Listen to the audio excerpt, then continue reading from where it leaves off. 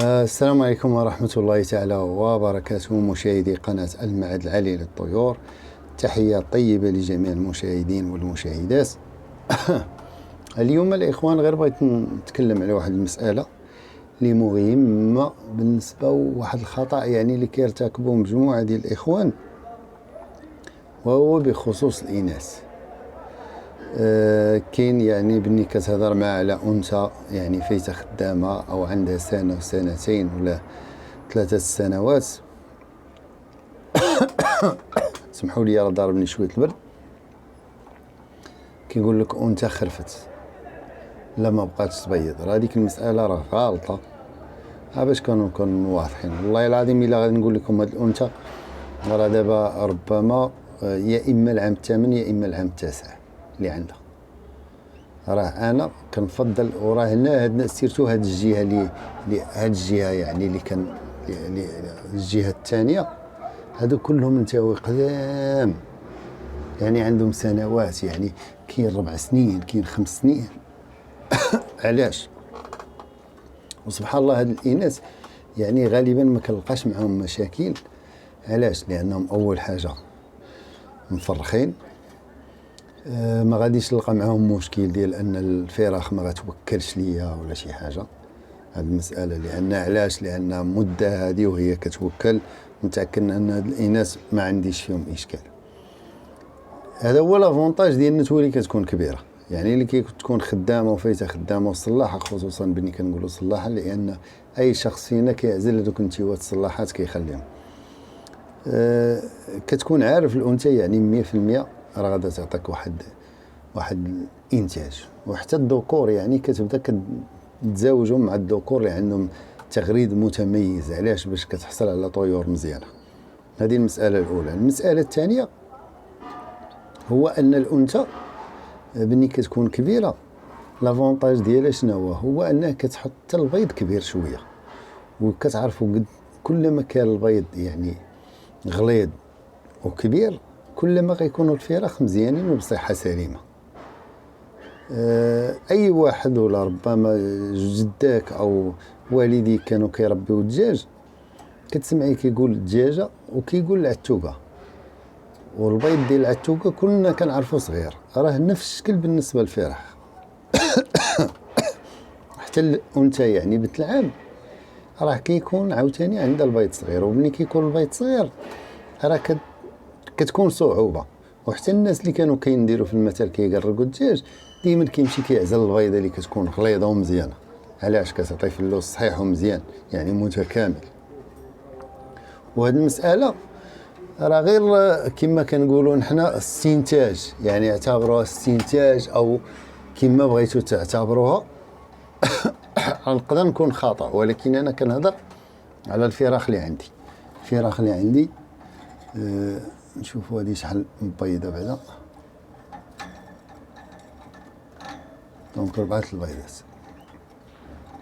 الفراخ اللي عندي انا كنشوفهم كل ما كبروا في السن كل ما كتكون الانتاجيه احسن.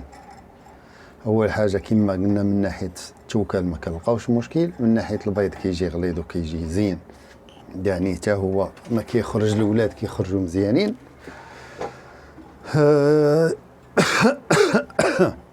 عفوا اخوان، سمحوا لي راه شويه شاداني الكحبه.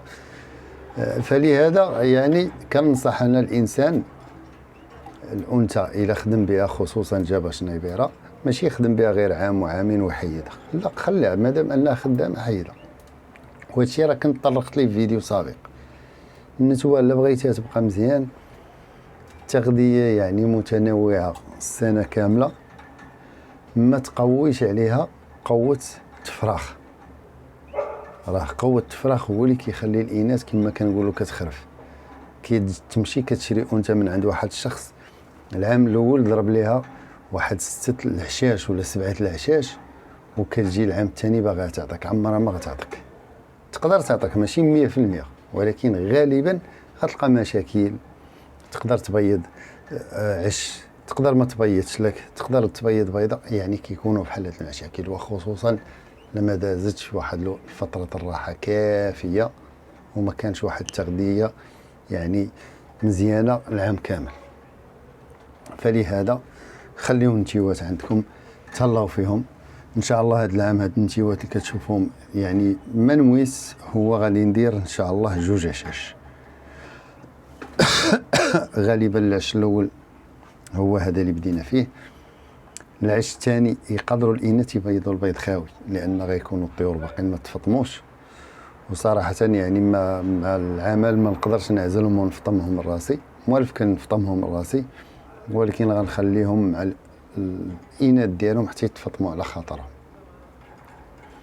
وهذيك الساعه غنبريباري العش الثاني الثالث اللي هو الثالث، يعني بحال غنزقل له عش، وتا هو نشوفوا ان شاء الله كيفاش غادي يخرج معنا.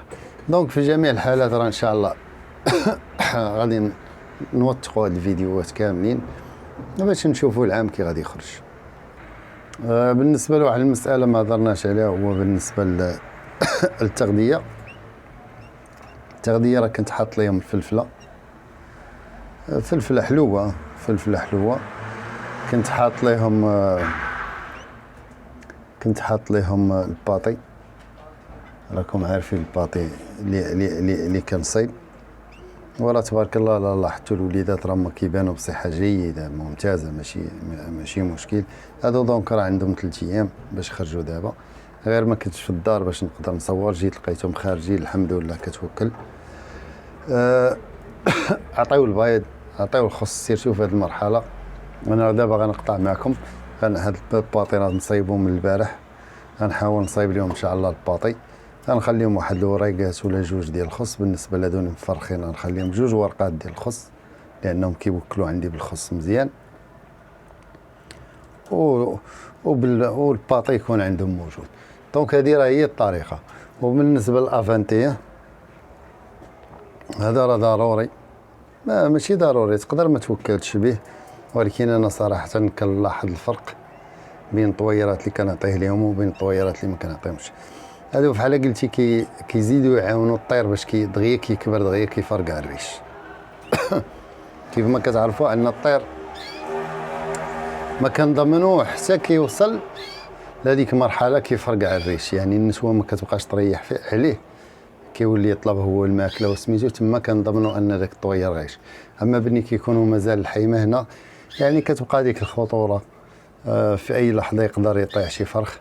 دونك هاد الفريخات راه غالبا يعني راه بحكم انني ما كاينش في الدار، كنضل خاوي الدار وما كاينش لي يوكل، راه يقدر يعني نفقدوا طائر ولا 2 ولا 3 على حسب، خصوصا ان الاناث ما معاهمش الذكور ديالهم، راه شويه باش توكل لك 6 الوليدات صعيبه. فلهذا من الاحسن يعني نعاونوا الفريخات ديالنا، وكنتمنى التوفيق، ودعوا معنا بالتيسير، والسلام عليكم ورحمه الله.